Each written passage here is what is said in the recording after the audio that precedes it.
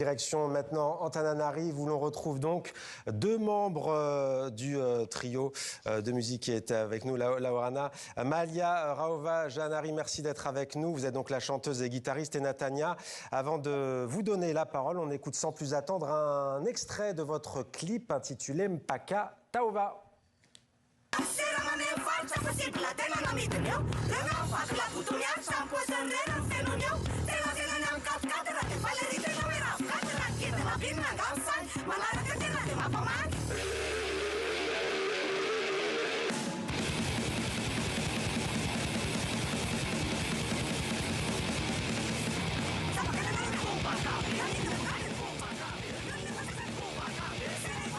Voilà le heavy metal du groupe Loharana, Mpaka Taova, morceau percutant qui aborde avec fureur le sujet glaçant du trafic d'organes.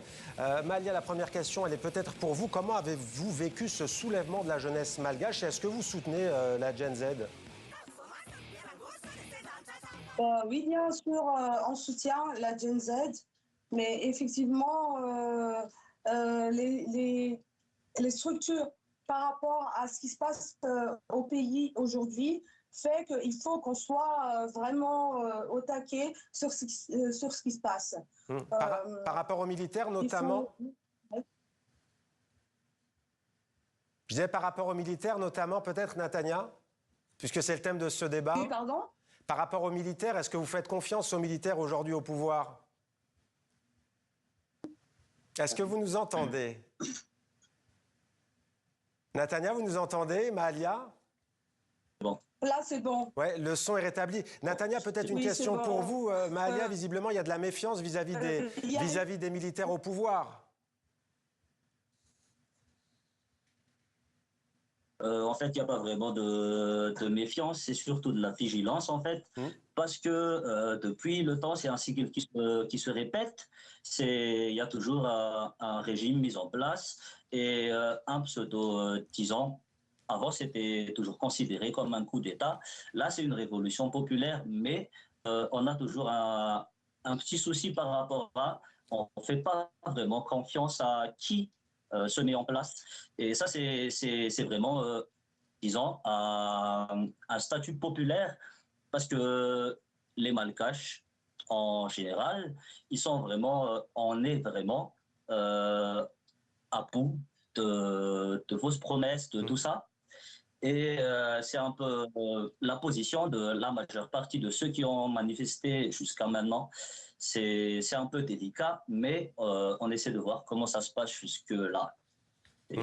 Alors, j'aimerais vous lire ce que disait il y a quelques années, en 2021, Eddie du groupe de rock The Dizzy Brains. On l'interrogeait sur le rôle d'un groupe comme le leur à influencer la politique ou la société à Madagascar. Et Eddie disait « Soyons sérieux, on ne fait pas la révolution avec des guitares ». Alors Malia, je vous pose la question à vous, la guitariste. Est-ce que vous pensez que vous, avec vos textes engagés, vous avez tout de même contribué avec vos textes, vos paroles et vos chansons aux événements qu'on est en train de vivre à Madagascar ? En tant que musicienne, je me mets toujours à la place d'une messagère, on va dire. On